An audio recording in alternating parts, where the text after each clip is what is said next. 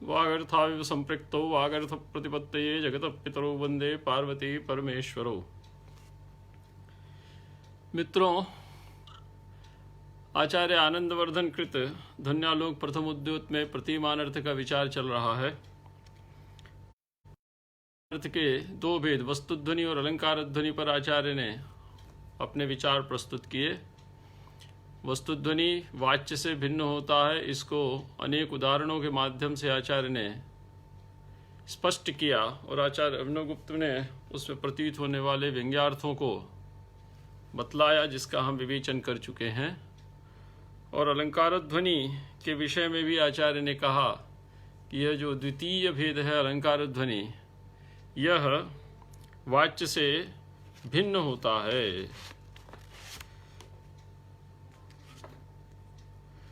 लेकिन इसको आचार्य यहाँ प्रतिपादित न करके द्वितीय उद्योत के प्रारंभ में प्रतिपादित करेंगे। कहाँ पर? तो असंलक्षक क्रम व्यंग और संलक्षक क्रम व्यंग ध्वनि के जो दो भेद आचार्य द्वितीय उद्योत में प्रतिपादित करेंगे, उसी क्रम में अलंकार ध्वनि को वाच्य से भिन्न प्रतिपादित करने का विस्तार के साथ उपक्रम किया जाएगा। तो द्वितीयो भी प्रभेदो वाच्याद विभिन्न सप्रपंचम अग्रे दर्शयिष्यते, यह आचार्य ने कहा। द्वितीय भेद का अर्थ है अलंकार ध्वनि रूपी भेद। ये वाच्य से भिन्न होता है, लेकिन अग्रे दर्शयिष्यते, इसको हम आगे दिखाएंगे। लेकिन कैसे दिखाएंगे? तो सप्रपंचम, सप्रपंच शब्द का अर्थ है विस्तरेण। क्यों? क्योंकि अलंकार के अनेक भेद होते हैं। अलंकार ध्वनि अलंकाराणाम भूयस्त्वात्, ये आचार्य ने नीचे कहा कि अलंकारों के अनेक भेद होते हैं। वस्तुध्वनि में तो हम एक सीमित भेद तक जा सकते हैं। विधि से निषेध, निषेध से विधि, विधि से अनुभय रूप, निषेध से अनुभय रूप और भिन्न विषयता, या अन्य जो 8 प्रकार के भेद आचार्य साहित्य दर्पणकार ने बताए हैं, आचार्य विश्वनाथ ने, उनको हम ले सकते हैं। लेकिन जहाँ तक प्रश्न अलंकार ध्वनि का है, तो अलंकार ध्वनि वस्तुध्वनि के समान संक्षेप में प्रतिपादित नहीं की जा सकती, क्योंकि अलंकार ध्वनि के अनेक भेद बनते हैं। उसका कारण है अलंकारों का अनेक प्रकार का होना। अलंकाराणाम भूयस्त्वात् अतएव उक्तम सप्रपंचम, इसीलिए उनका जब हम वाच्य से भेद प्रतिपादित करेंगे तो उसमें विस्तार होना स्वाभाविक ही है। तो ये हम संलक्षक क्रम व्यंग्य और असंलक्षक क्रम व्यंग्य ध्वनि का विवेचन जब करेंगे, तो वहाँ पर जो संलक्षक क्रम व्यंग्य ध्वनि है, उस क्रम में हम अलंकार ध्वनि का प्रतिपादन करेंगे। अब आता है तीसरा भेद। तीसरा भेद है आपका रसादि लक्षणस्तु तृतीय भेद। तृतीय भेद है रसध्वनि। देखिए, रस शब्द का अर्थ है रस्यते आस्वाद्यते इति रस। आचार्य भरत मुनि के अनुसार रस शब्द से आप अच प्रत्यय कर दीजिए तो रसः बनेगा। तो इसमें दोनों को लिया जाता है, आस्वादोपि रसः, आस्वाद्याः विभावादयोपि रसाः। तो विभावादि कैसे होते हैं? तो काव्य मात्रैकलभ्याः। आस्वाद कैसा होता है? आस्वाद होता है सहृदयैक गम्य, सहृदयैक निष्ठः आस्वादः। लेकिन वो आस्वाद उत्पन्न किससे होता है? तो विभावानुभाव व्यभिचारी रूपी सामग्री से वह आस्वाद उत्पन्न होता है। और विभावानुभाव व्यभिचारी की रस शब्द वाच्यता आस्वाद के सापेक्ष होती है। यदि विभावादि भी आस्वाद जन्यते, निर्वृत्ति ही जन्यते, समनंतरमेव रसास्वादन समुद्भूतम विगलित वेद्यांतरमानंद यदि जन्यते, तर्हि विभावादि नाम भी रसपदवाच्यता, विभावादि भी रस कहलाते हैं। इतना आप अपने दिमाग में बैठा लीजिए।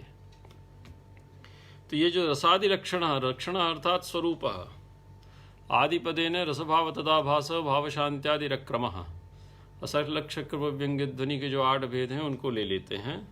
वो जो प्रभेद है वो वाच्य सामर्थ्याक्षिप्त प्रकाशते, वो वाच्य के सामर्थ्य से आक्षिप्त होकर प्रकाशित होता है। प्रकाशित शब्द का अर्थ है सहृदयानाम चेतसी परिस्फुरति, सहृदयों के चित्त में वो परिस्फुरित होता है, अर्थात सहृदय उसका अनुभव करते हैं। और यह सुखादि विलक्षणा भवति, ये बात आगे जाकर आचार्य कहेंगे। एव केवल और केवल सुख रूप ही होता है, लेकिन होता कैसे है? ये वाच्य रूप नहीं होता, अपितु वाच्य सामर्थ्याक्षिप्तः, इसी को आचार्य ने प्रारंभ में कहा था, निर्विवाद सिद्ध वाच्याभिधानम भूमि ही। निर्विवाद सिद्ध जो वाच्य है वो भूमि है, भूमिका है, अर्थात वाच्य के बिना हम प्रतिमान तक नहीं पहुंच सकते। और गुणालंकारो प्रस्कृत शब्दार्थ पृष्ठपाती ध्वनि, ये भी दो बातें आचार्य ने कही हैं। तो इन सब पंक्तियों को जो पूर्ववर्ती पंक्तियां हैं उसके साथ आप अन्वित कर सकते हैं। तो रसादि लक्षण प्रभेद, रसादि रूपी जो भेद है वह वाच्य सामर्थ्याक्षिप्त, इसी को आचार्य ने पहले कहा था काव्य व्यापारिक गोचर। अलौकिक और लौकिक दो भेद मानते हैं आचार्य प्रतिमान के। तो अलौकिक के अंतर्गत आ जाता है असल्लक्ष्य क्रम व्यंग्य रसादि ध्वनि, और लौकिक के अंतर्गत आ जाते हैं आपके अलंकार ध्वनि और वस्तु ध्वनि। असंलक्ष्य क्रम व्यंग्य, संलक्ष्य क्रम व्यंग्य सब अलौकिक के अंतर्गत आ जाते हैं रसादि ध्वनि, और लौकिक के अंतर्गत आ जाते हैं आपके वस्तु ध्वनि और अलंकार ध्वनि। इसी को आचार्य मम्मट ने भी स्वीकार किया है। तो ये व्यंग्य दृशा, व्यंग्य की दृष्टि से विचार करने पर तो वाच्य सामर्थ्याक्षिप्त, वाच्य सामर्थ्याक्षिप्त में जो आक्षिप्त शब्द का अर्थ है उस आक्षिप्त शब्द से लेते हैं कि ध्वननमेव, ये केवल ध्वनन रूप ही होता है, न पुनः अविधेयः न च लाक्षणिकः, न च लक्षणागम्य होता है न यह विधागम्य होता है। ये केवल ध्वनि व्यापार, ये ध्वननगम्य होता है, ये केवल व्यंग्य ही होता है। तो वाच्य सामर्थ्याक्षिप्तः प्रकाशते, प्रकाशते का अर्थ है सहृदयानां चेतसि परिस्फुरति आनंदैक रूपः। फिर कहते हैं न तो साक्षात शब्द व्यापार विषय यदि वाच्यात विभिन्न एवं, ये साक्षात शब्द व्यापार का विषय नहीं होता है। तो साक्षात शब्द व्यापार का विषय तात्पर्य क्या है? तो साक्षात संकेतितम योर्थम अभिदत्ते स वाचकः, अर्थात ये सीधे शब्द के माध्यम से इसकी प्रतीति नहीं होती। तो रस प्रतीति के मध्य में वाच्य की प्रतीति उपस्थित रहती है। तो पूर्वम वाच्यस्य प्रतीति तदनंतरंच अस्य रसादिलक्षणस्य ध्वनेः प्रतीतिर्भवति। तो साक्षात सुशब्द निवेदितत्वम् अस्य नास्ति। तो न तो साक्षात शब्द व्यापार विषय, शब्द व्यापार का विषय यह नहीं होता, अर्थात अव्यवधानेन शब्देन, अव्यवधानेन शब्द व्यापारेण अस्य प्रतीतिर न भवति, यथा पुनः वाच्यस्य प्रतीतिर भवति। साक्षात संकेतितम और असाक्षात संकेतित क्या होता है? तो साक्षात संकेतित आप लक्षणा को ले सकते हैं, तत्र व्यवधानम भवति। तो साक्षात संकेतित का अर्थ आचार्य मम्मट ने किया था अव्यवधानेन प्रतीति ही, अव्यवधानेन संकेतितः।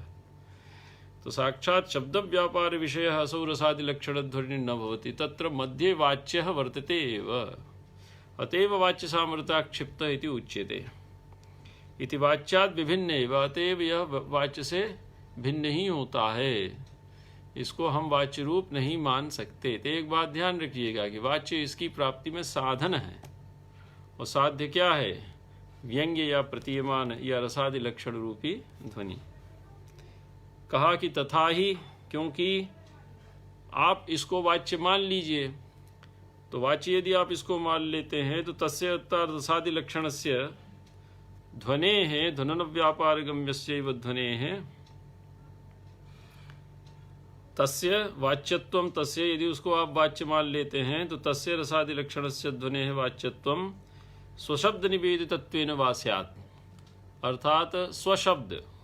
तो स्व का अर्थ है, यहाँ पर दो अर्थ लेंगे। एक तो स्व का अर्थ है कि रसादि शब्द, और दूसरे स्व का अर्थ है यहाँ पर श्रृंगार आदि शब्द। तो श्रृंगार हास्य करुण रौद्र वीर भयानका बीभत्साद्भुत संगौचेत तष्टौ नाट्ये रसा स्मृताः और शांतो भी नवमो रसः। तो ये तत्त रसों के की वाचक संज्ञाएं हैं। तो स्वशब्द निवेदितत्वे, तो स्वशब्द निवेदितत्वेन अर्थात रसशब्द निवेदितत्वेन रसशब्द सर्वेषामेव वाचकः, श्रृंगारादीनां सर्वेषामेव वाचकः रसशब्दः सामान्य संज्ञा हुई, और जो विशेष संज्ञा हुई अर्थात श्रृंगार हास्य करुण, इसके माध्यम से वास्यात्। तो यदि इसको आप वाच्य मानेंगे तो यह वाच्य दो प्रकार से हो सकता है। स्वशब्द निवेदितत्व में रसशब्देन निवेदितत्वम अथवा श्रृंगारादि शब्देन निवेदितत्वम, विभावादि प्रतिपादन मुखेन वा, और तीसरा जो इन्होंने माना कि विभावादि प्रतिपादन मुखेन, तो विभावानुभाव व्यभिचारी संयोगाद रस निष्पत्ति ही, ये रस निष्पत्ति सूत्र है आचार्य भरत मुनि का। तो विभावादि आदि पदेन अन्येषां भावानां तत्र अध्याहारो भवति। विभाव अनुभाव व्यभिचारी सात्विक स्थायी एते सर्वेपि पंच प्रकाराः भावाः तत्र भवन्ति। तो विभावादि प्रतिपादन मुखेन, तो काव्य में विभावादि का प्रतिपादन करने के माध्यम से इनकी स्वशब्द निवेदिता होती है।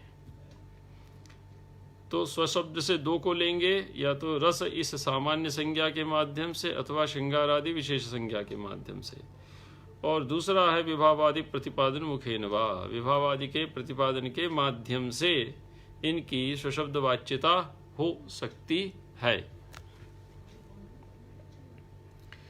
तो कहा कि पूर्वस्मिन पक्षे, यह जो पहला पक्ष है, तो पहला पक्ष कौन सा है? तो पहला पक्ष है आपका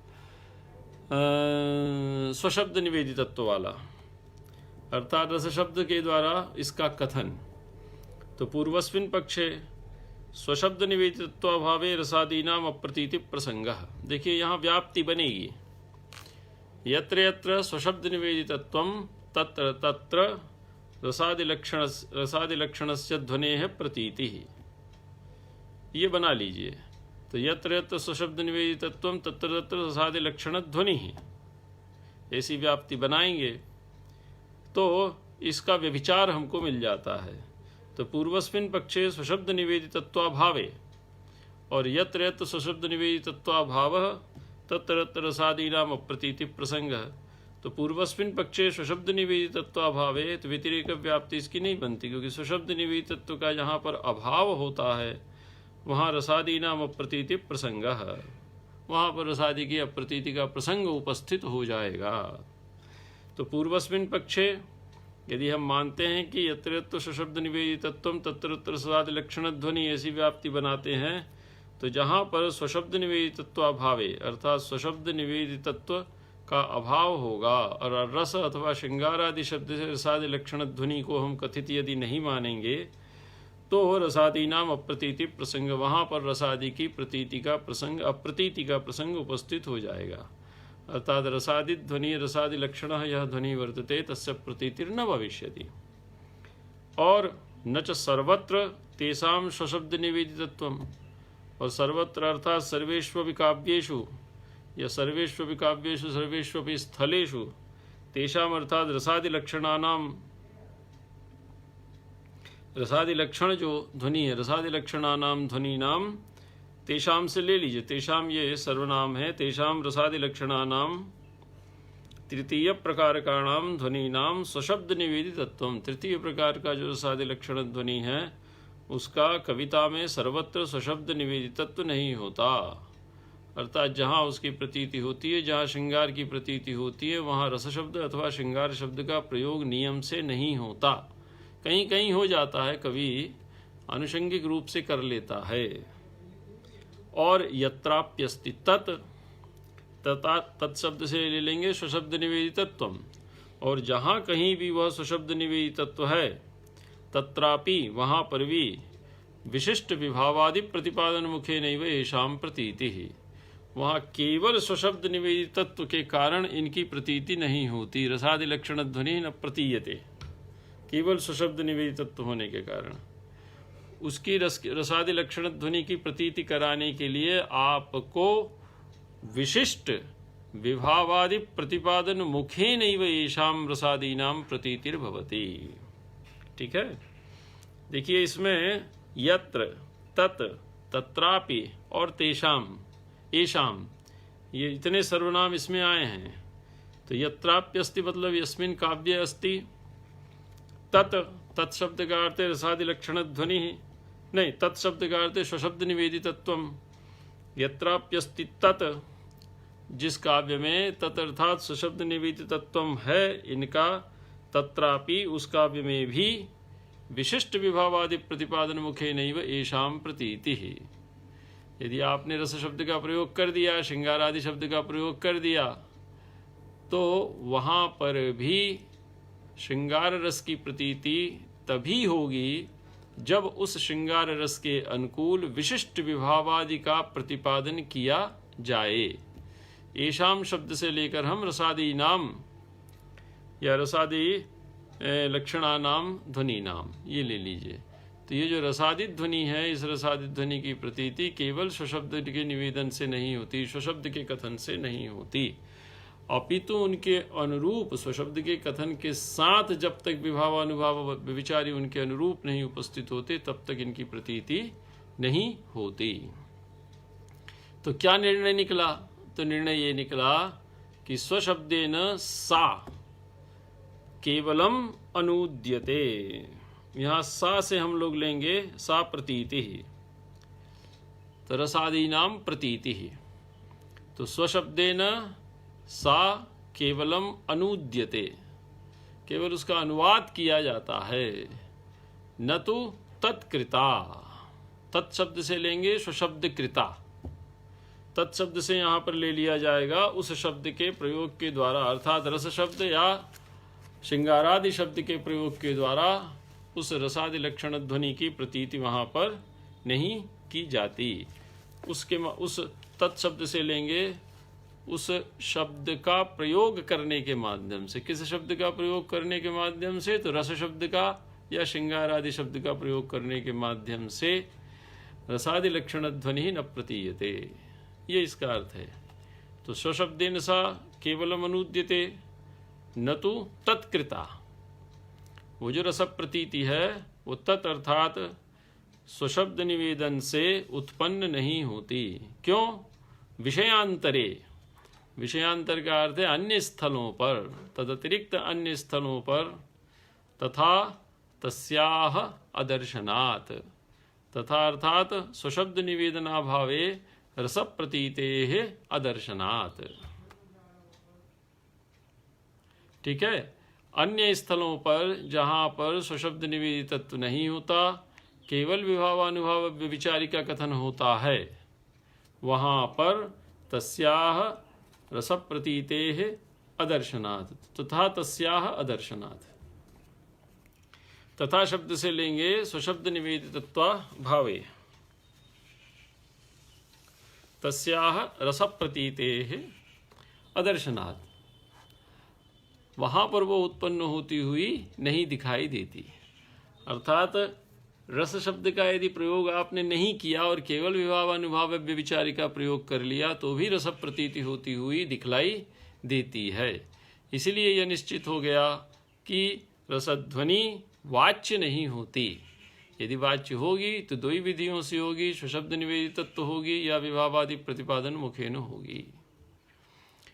नहीं केवल श्रृंगारादि शब्द मात्र भाजी विभावादि प्रतिपादन रहिते काव्ये मनागपि रसवत् प्रतीतिरस्ति, यतश्च स्वाभिधानम् अंतरेण केवलेभ्यो विभावादिभ्यो विशिष्टेभ्यो रसादीनां प्रतीतिः, केवलाच्च स्वाभिधानात् अप्रतीतिः। तस्माद् अन्वय व्यतिरेकाभ्याम अविधेय सामर्थ्याक्षिप्तत्वमेव रसादीनाम। ये इनका अंतिम सिद्धांत है कि रसादीनाम रसभाव तदा भास भाव शांत्यादीनाम अविधेय सामर्थ्याक्षिप्तत्वमेव। इनकी जो प्रतीति होती है वो कैसी होती है? अविधेय के सामर्थ्य से आक्षिप्त होती है। ये अविधेय रूप नहीं होती है, वाच्य रूप नहीं होती है। यदि उनको स्वशब्द निवेदितत्व माने या विभावादि प्रतिपादन मुखेन तेषां प्रतीतिर भवेत्। तो विभावादियो भी यदि अविधेयाः वर्तन्ते, अविधायकाः वर्तन्ते रसादीनां, विभावादि भी यदि रसादि के विधायक हैं तो उनसे रसादि की प्रतीति आक्षिप्त होती है। विभावादि रस नहीं है, विभावादि रस प्रतीति के माध्यम है। ये वहाँ पर सिद्ध हुआ। तो दोनों ही पक्षों में, दोनों ही स्थितियों में रसादि प्रतीति का, ये रसादि लक्षण ध्वनि का अविधेय सामर्थ्याक्षिप्तत्व अव्यभिचरित है, वो निश्चित रूप से उपस्थित होता है। चाहे उसको रस शब्द से वाच्य मानिए, श्रृंगारादि शब्द से वाच्य मानिए, चाहे विभावादि प्रतिपादन मुखेन उसकी प्रतीति मानिए, ये दोनों विधियों से। तो क्या कहते हैं? नहीं केवल श्रृंगारादि शब्द मात्र भाजी विभावादि प्रतिपादन रहिते काव्ये मनागपि रसवत्व प्रतीतिरस्ति। मनागपि रसवत्व प्रतीति ही अस्ति। ठीक है, अब न को यहाँ पर ले आइए, तो रसवत्व प्रतीति ही नास्ति। मनागपि रसवत्व प्रतीति ही नास्ति। क्यों? काव्ये मनागपि रसवत्व प्रतीति ही, न को जो प्रारंभ में लगा हुआ उसको यहाँ पर ले आइए। तो ही क्योंकि केवल श्रृंगारादि शब्द मात्र भाजी काव्ये अथवा विभावादि प्रतिपादन रहिते काव्ये, अथवा इसको तो केवल श्रृंगारादि शब्द मात्र भाजी काव्ये और विभावादि प्रतिपादन रहिते काव्य, ये दोनों काव्य के विशेषण बन रहे हैं। तो श्रृंगारादि शब्द मात्र से युक्त काव्य में यदि विभावादि का प्रतिपादन न हो तो केवल श्रृंगारादि शब्द का प्रयोग किया जाए। जैसे रस रस रस रस रस शब्द का आप निरंतर प्रयोग कीजिए, या श्रृंगार श्रृंगार श्रृंगार श्रृंगार शब्द का निरंतर प्रयोग कीजिए, और तदनुरूप विभावानुभाव व्यभिचारिका की प्रतीति आपको न हो, तो क्या आपको श्रृंगार की प्रतीति होगी? आपको श्रृंगार की प्रतीति नहीं होगी। तो स्वशब्द निवेदित तत्व यदि उसका है, रस शब्द या श्रृंगार आदि शब्द से वो रसादि लक्षण ध्वनि यदि कथित है, तो भी विभावानुभाव व्यभिचारी अपरिहार्य है उसकी प्रतीति कराने में। तो ऐसे स्थल देखे जाते हैं जहाँ केवल रस शब्द या श्रृंगार आदि शब्दों का प्रयोग हो, लेकिन उस श्रृंगार के अनुकूल विभावानुभाव व्यभिचारी का वहाँ पर विधान नहीं रहता, और ऐसा होने के कारण वहाँ पर न मनागपि रसवत्व प्रतीति, वहाँ थोड़ी सी भी यत्किंचिदपि रसवत्व की प्रतीति नहीं होती। रसवत् शब्द है या मतु प्रत्यय है, रसेन युक्तः, तो रसवत्व प्रतीति ही अस्ति। यतश्च स्वाभिधानमंतरेण केवलेभ्यो विवादाविभ्यो विशिष्टेभ्यो रसादीनां प्रतीति ही। क्यों? क्योंकि स्वाभिधानम अंतरेण, आप रस शब्द का प्रयोग मत, अंतरेण अर्थात बिना, स्वस्य अभिधानम स्वाभिधानम और अंतरेण का अर्थ है बिना, तो आप रस शब्द का प्रयोग मत कीजिए अथवा श्रृंगार आदि शब्दों का प्रयोग मत कीजिए। केवलेभ्यो विभावादिभ्यो, केवल यदि आप विभावानुभाव व्यभिचारी का प्रयोग करते हैं तो विशिष्टेभ्यो विभावादिभ्यो, विभावादि विशिष्ट होने चाहिए। जैसे आप श्रृंगार की प्रतीति यदि कराना चाहते हैं तो तदनुरूप नायक नायिका वहाँ पर होने चाहिए, तदनुरूप उद्दीपन विभाव वहाँ पर होना चाहिए। उद्दीपन विभाव से तात्पर्य है वहाँ पर उत्तम प्रकृति, उत्तम वातावरण, उद्यान इत्यादि, चंद्रिका इत्यादि उद्दीपन विभाव वहाँ पर होने चाहिए। यदि ऐसा वहाँ पर नहीं है तो वहाँ पर रस की प्रतीति नहीं होगी। तो वैशिष्ट से तात्पर्य क्या है? रसानुकूल, उसी से वहाँ पर औचित्य उत्पन्न होता है। आप युद्ध स्थल में नायक नायिका को खड़ा कर दें तो मौत मडरा रही है और कहें कि श्रृंगार की प्रतीति कराएं, तो अनुचित वातावरण जब तक, अनुकूल वातावरण जब तक उपस्थित नहीं होता तब तक रस प्रतीति नहीं होती। अंतःपुर में आप वीर रस का प्रदर्शन नहीं कर सकते कि अंतःपुर जो है सो वो कोमल भावों की अभिव्यंजना का स्थल है। तो ये सब बातें हैं। तो विशिष्टेभ्यो विभावादिभ्यो, विभावादि कैसे होने चाहिए? विशिष्ट होने चाहिए। विशिष्ट होने चाहिए कि कवि जिस रस की अभिव्यंजना करना चाहता है उस रस की अभिव्यंजना के अनुरूप विभावानुभाव व्यभिचारी वहाँ पर होने चाहिए। कल हमने बताया था कि जो स्थायी भाव का विषय होता है वही विभाव होता है। जैसे दुष्यंत शकुंतला विषयक रतिमान, तो यहाँ पर शकुंतला दुष्यंतनिष्ठ रति का विभाव हो गई। विभाव शब्द का अर्थ है कारण, विभाव का अर्थ है कारण। एक हमारे यहाँ अलंकार है विभावना अलंकार। तो विभावना अलंकार में कुछ भी नहीं होता है लेकिन सब कुछ रहता है। विभावना बिना हेतुम कार्योत्पत्तिर्यदुच्यते, कारण है ही नहीं और कार्य की उपस्थिति हो रही है। यही स्थिति यहाँ भी रहती है। वास्तविक शकुंतला नहीं है कैसी शकुंतला है? प्रतीति मात्र शकुंतला है, प्रातिभासिक शकुंतला है। और उस शकुंतला का जो प्रतिभास है या ज्ञान है वो आपके चित्त में बना कैसे? वो आपके चित्त में बना कवि की कविता से। इसीलिए कहा कि काव्य मात्रैक काव्य व्यापारिक गोचरा। तो ये सारी की सारी सामग्री प्रातिभासिक है, लेकिन इस प्रातिभासिक सामग्री का जो परिणाम है वो वास्तविक है। इसलिए प्रातिभासिक होते हुए भी हम इसके प्रति तिरस्कार का भाव नहीं रखते। लोक में यदि कोई ऐसी प्रातिभासिक सामग्री उपस्थित हो जाए तो उसके प्रति हम तिरस्कार का भाव रखते हैं। जैसे शुक्ति में रजत, तो जब तक आपको उसमें रजत की प्रतीति होगी तब तक तो आप उसके प्रति सम्मान का भाव रखेंगे, लेकिन जैसे ही आपको प्रतीत हो जाएगा कि ये रजत नहीं है शुक्ति है, तो वैसे ही आपका उसके प्रति भाव बदल जाएगा। लेकिन कविता में ऐसा नहीं है। कविता में चूंकि उससे प्राप्त होने वाला परिणाम साक्षात्कारात्मक रसिक रूप आनंदिक रूप वास्तविक होता है, इसलिए शकुंतला दुष्यंती इत्यादि समस्त सामग्री के प्रातिभासिक होते हुए भी हम उसके प्रति आदर भाव रखते हैं।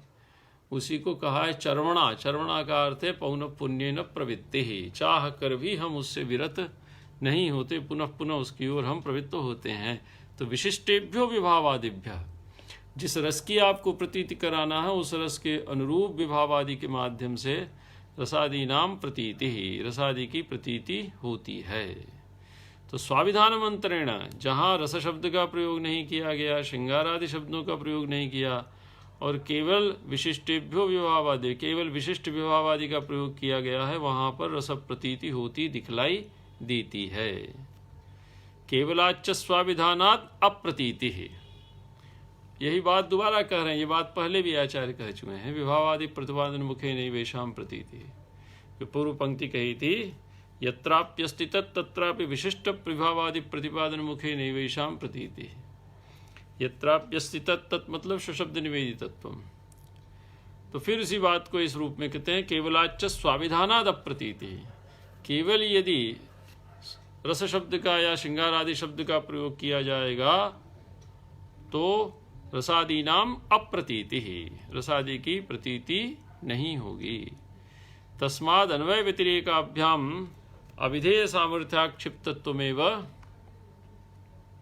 रसादि नाम। तो अन्वय और व्यतिरेक आप जानते ही हैं। अन्वय का अर्थ है तत्सत्वे तत्सत्ता और तद्भावे तद्भाव। तत्सत्वे कार्यसत्वम ये अन्वय हो गया और तद्भावे कार्याभाव ये हो गया आपका व्यतिरेक।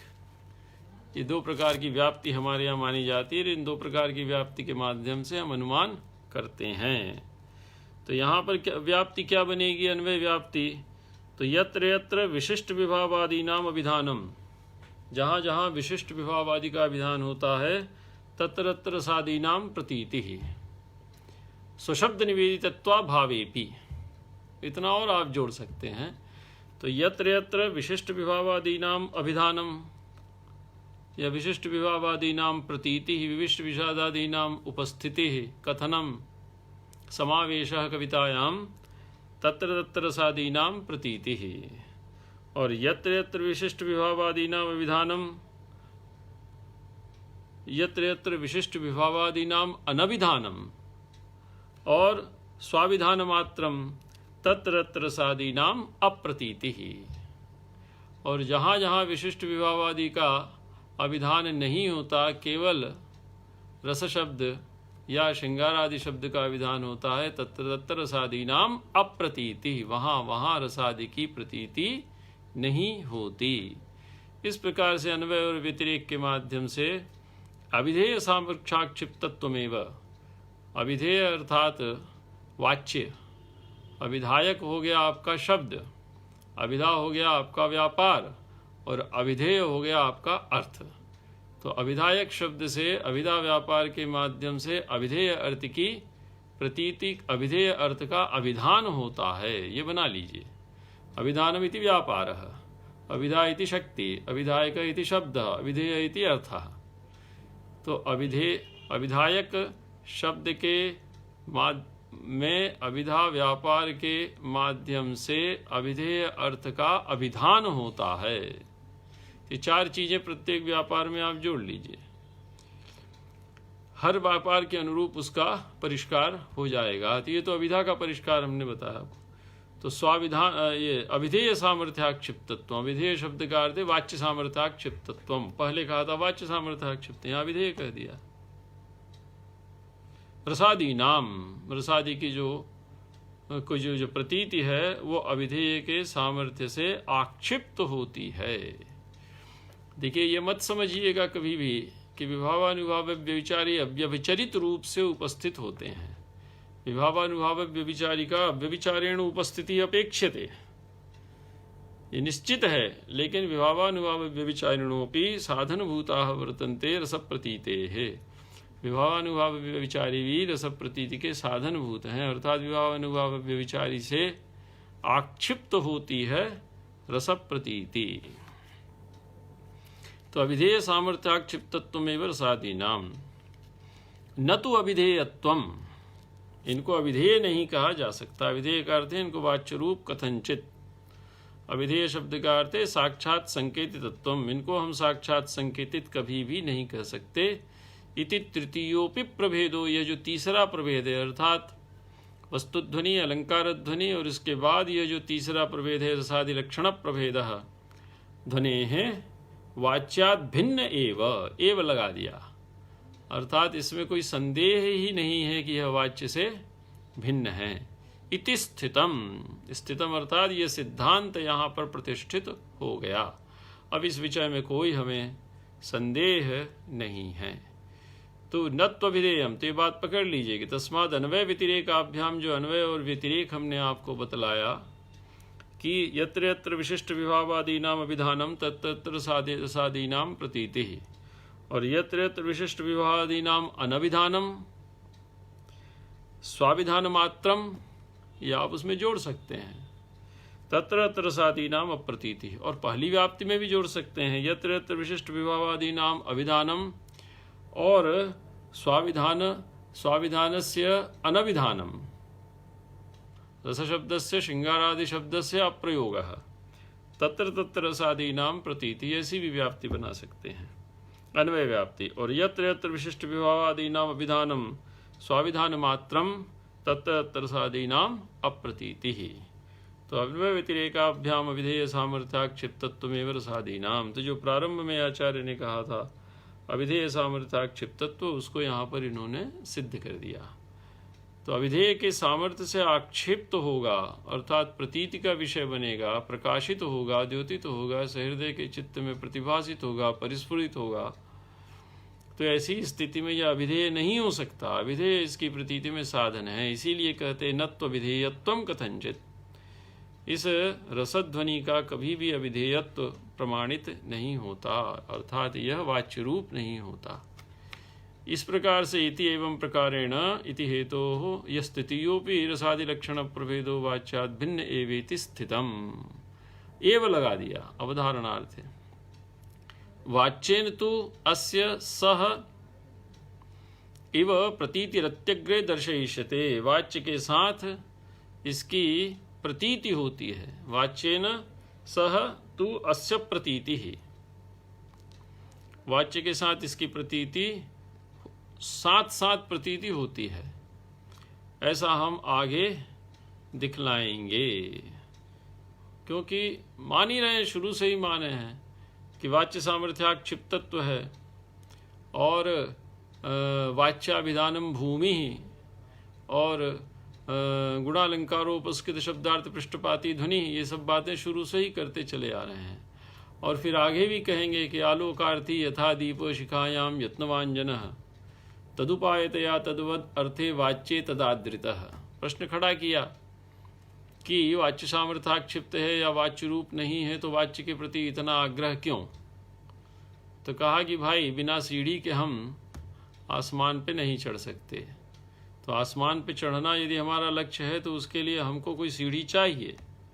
तो सीढ़ी को हम तिरस्कृत करके एक एक पायदान के महत्व को समझते हुए हम ऊपर जा सकते हैं। तो यहाँ पर भी ये विचार कविता का है, एक अर्थ, दूसरा अर्थ, तीसरा अर्थ, चौथा अर्थ। तो हम सीधे अन्य अर्थों को छोड़कर तुरीय अर्थ तक नहीं पहुँच सकते। यदि लक्षणा और तात्पर्य को हम हटा भी दे तो ऐसी स्थिति में वाच्य से जो अर्थ सीधे प्रतीत हो रहा है व्यंग्यार्थ, वहाँ हम वाच्य का निषेध नहीं कर सकते। हमको वहाँ वाच्य को स्वीकार करना ही पड़ेगा, क्योंकि निर्विवाद सिद्ध वाच्या विधानम भूमि। तो आलोकार्थित यथा दीप शिखायाम, ये बड़ा ही अच्छा दृष्टांत इन्होंने दिया था कि दीपक तो आप बना रहे हैं, लेकिन जब आप दीपक बना रहे हैं तो वहाँ आपका लक्ष्य दीपक बनाने मात्र तक नहीं है, आपका लक्ष्य उस दीपक से प्रकाश की प्राप्ति है। और यदि उसको नहीं बनाएंगे तो आपको प्रकाश की प्राप्ति भी नहीं होगी।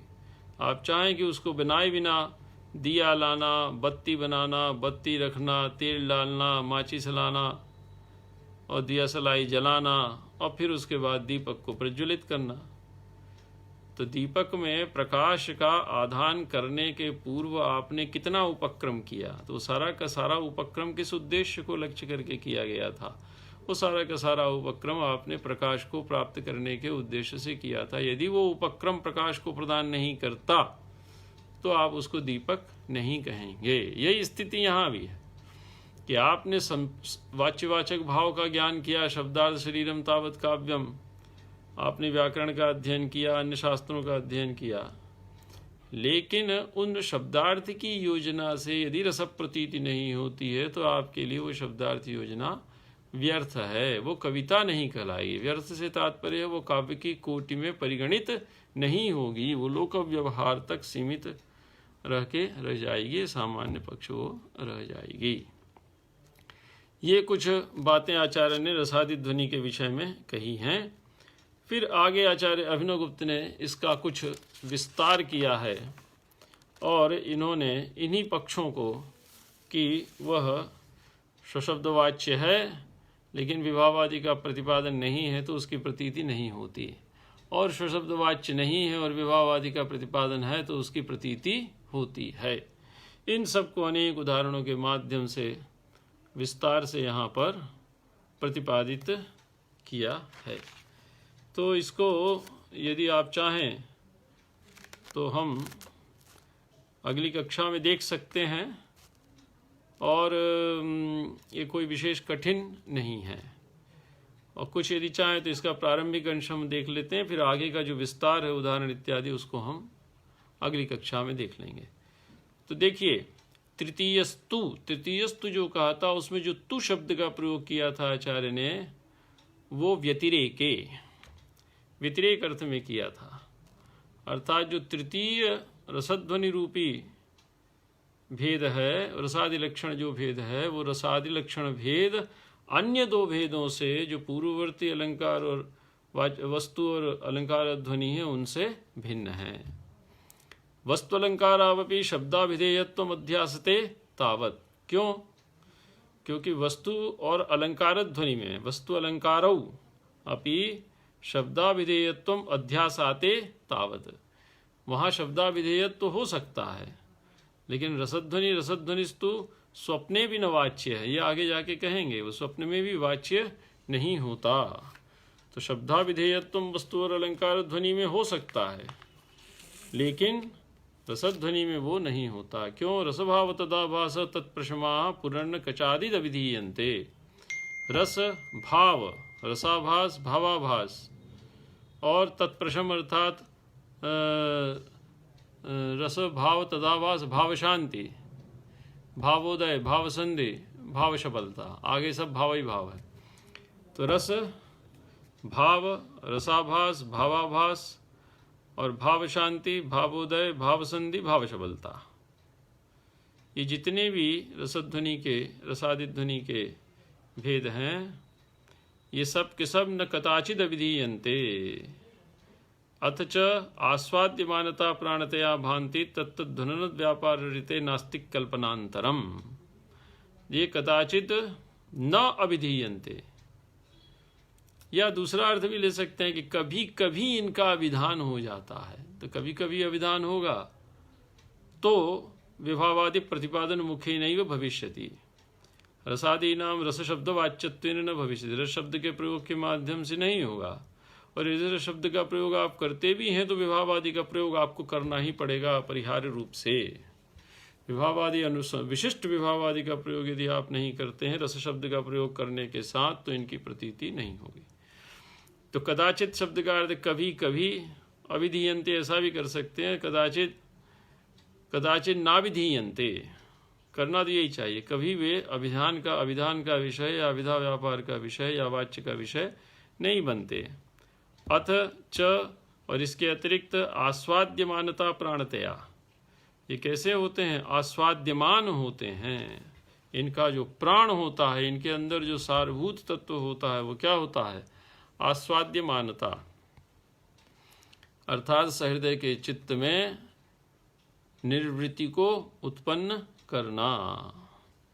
तो आस्वाद्यमानता प्राणतया भांति, आस्वाद्य में भोग आ जाता है, ये बात ध्यान रखिएगा। आस्वाद्य में आपका भोग के बिना आस्वाद नहीं होता। तो आस्वाद्यमानता प्राणतया भांति, भांति अर्थात प्रतीयन्ते, तत्र धनन व्यापार ऋते नास्तिक कल्पनांतरम। तो जहाँ कहीं भी आस्वाद्यमान रूप से प्रतीत होते हैं वहाँ धनन व्यापारादृते नास्तिक कल्पनांतरम, धनन व्यापार के अतिरिक्त किसी अन्य व्यापार की कल्पना का प्रश्न ही उत्पन्न नहीं होता। अर्थात ये व्यंजनैक गम्य होते हैं, व्यंजना ही एकमात्र इनकी उत्पत्ति में सहायक होती है। कहा क्यों? स्खलत गतित्वाभावे मुख्यार्थबाधादेर लक्षणा निबंधनस्य अशंकनीयत्वात्, क्योंकि स्खलत गतित्वाभावे, शब्दों नैव स्खलत गति ही, तो स्खलत गतित्व अर्थात बाधा के मुख्यार्थ बाधादेह स्खलित गतित्वाभावे, लक्षणा के हेतुओं के अनुपस्थित होने पर, अभाव होने पर, स्खलित गतित्वादि लक्षणा के मुख्यार्थ बाधादि हेतुओं के अनुपस्थित होने पर लक्षणा निबंधनस्य अनाशंकनीयत्वात्, यह जो रसादि लक्षण ध्वनि है इसको लक्षणा से प्रतीत होता हुआ हम कभी भी स्वीकार नहीं कर सकते, या लक्षणा से प्रतीत होने की शंका की ही नहीं जा सकती। अनाशंकनीयत्वाद, न आशंकनीयत्वम अनाशंकनीयत्वम, तो उसकी शाशंका उत्पन्न ही नहीं होती। तो लक्षणा निबंधनस्य रसादि लक्षण ध्वनेः रसादि रूपस्य ध्वनेः अनाशंकनीयत्वम, लक्षणा से इसकी प्रतीति नहीं हो सकती, क्योंकि यहाँ पर लक्षणा के लिए अपेक्षित मुख्यार्थ बाधादि या स्खलत गतित्वादि हेतु अनुपस्थित हैं। औचित्येन प्रवृत्तौ चित्तवृत्तेः आस्वाद्यत्वे स्थायिन्याः रसेः रसः व्यभिचारिण्या भावः अनुचित्येन तदाभासः रावणस्यैव सीतायाम रतेः। अब यहाँ पर दो बात लेते हैं, एक औचित्य की और दूसरी अनौचित्य की। यदि ये औचित्य से प्रवृत्त होता है, औचित्येन प्रवृत्तौ चित्तवृत्तेः आस्वाद्यत्वे, औचित्य से परिपूर्ण होते हैं यदि ये विभावानुभाव व्यभिचारी, और स्थायिन्याः चित्तवृत्तेः आस्वाद्यत्वे रसः, स्थायी रूपी जो सहृदय की चित्तवृत्ति है उसका यदि आस्वाद होता है तो इनको हम रस कहते हैं। तो स्थायिन्याः को आप विशेषण बना लीजिए चित्तवृत्तेः का।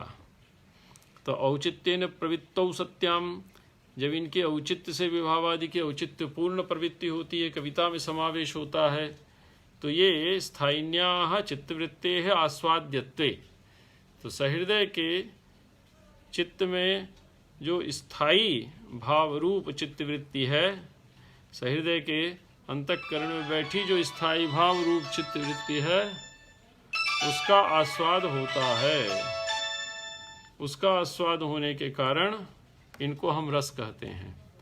और व्यभिचारी का यदि आस्वाद होता है, व्यभिचारिण्या चित्तवृत्तेः आस्वाद्यत्वे भावः, और अनौचित्येन स्थायिन्याः चित्तवृत्ते आस्वाद्यत्वे तदाभासः, और अनौचित्येन व्यभिचारिण्याः चित्तवृत्तेः आस्वाद्यत्वे भावाभासः। ये सब बना लीजिए। तो अनौचित्येन प्रवृत्तौ चित्तवृत्तेः तदाभासः रसाभासः, जैसे रावणस्यैव सीतायाम रतेः, जैसे रावण की सीता विषयक रति क्या हो जाती है? रसाभास होता है, रस में परिणत नहीं हो पाता। यद्यपि तत्र हास्य रस, भी कि नया विषय यहाँ से आचार्य ने शुरू किया है। तो हम समझते हैं कि इतनी बात आप अपने मत में बैठा लीजिए। औचित्येन प्रवृत्तौ चित्तवृत्तेरास्वाद्यत्वे स्थायिन्याः रसः, हम रस तक कैसे पहुँचते हैं? जब औचित्येन प्रवृत्तौ स्थायिन्याः चित्तवृत्ते आस्वाद्यत्वे रसः। औचित्य के साथ जब विभावानुभाव व्यभिचारी प्रवृत्त होते हैं तो स्थायी रूपी जो चित्तवृत्ति का आस्वाद होता है वह रस कहलाती है, अर्थात उसमें औचित्य अपेक्षित है। दूसरा है औचित्येन प्रवृत्तौ व्यभिचारिण्याः चित्तवृत्तेः आस्वाद्यत्वे भावः। ये पंक्ति बैठा लीजिए। औचित्य से प्रवृत्त जो व्यभिचारी रूप चित्तवृत्ति है सहृदय की, उसके आस्वाद का विषय बनने पर भाव कहलाता है। और अनौचित्येन प्रवृत्तौ स्थायिन्याः चित्तवृत्तेः रसाभासः और अनौचित्येन प्रवृत्तौ व्यभिचारिण्याः चित्तवृत्तेः आस्वाद्यत्वे भावाभासः। ये यहाँ पर आचार्य ने इन पंक्तियों को कहा है, तो ये कहने की विधि है। तो अनौचित्येन प्रवृत्तौ व्यभिचारिण्याः चित्तवृत्तेः आस्वाद्यत्वे भावाभासः। तो ये चार का बतला दिया कि रसः, भावः, रसाभासः, भावाभासः। तो औचित्येन प्रवृत्तौ सत्यां रसः प्रतीयते स्थायिन्याः रसः प्रतीयते, औचित्येन प्रवृत्तौ व्यभिचारिण्याः चित्तवृत्ते आस्वाद्यत्वे भावः प्रतीयते और अनौचित्येन प्रवृत्तौ स्थायिन्याः चित्तवृत्ते आस्वाद्यत्वे रसाभास प्रवृत्ते रसाभासो भवति। एवंच अनौचित्येन प्रवृत्तौ व्यभिचारिण्याः चित्तवृत्ते आस्वाद्यत्वे चित्तवृत्तेः आस्वाद्यत्वे भावाभासः भवति। ये चार पक्ष हैं, इसको आप दिमाग में बैठा लीजिए। और इसके आचार्य ने उदाहरण दिया है रावणस्यैव सीतायां रतेः। इस रावण की भगवती सीता के प्रति जो रति थी वो अनौचित्य से प्रवृत्त थी, इसलिए वो कभी भी रस न बन के रसाभास तक ही सीमित रह गई। आज हम लोग यहीं तक रखते हैं क्योंकि एक व्यस्तता आ गई है। आगे इसमें जो आचार्य अभिनवगुप्त ने विवेचन किया है उसको हम अगली कक्षा में देखेंगे। इतनी पंक्तियों को अपने मस्तिष्क में बैठा लीजिए।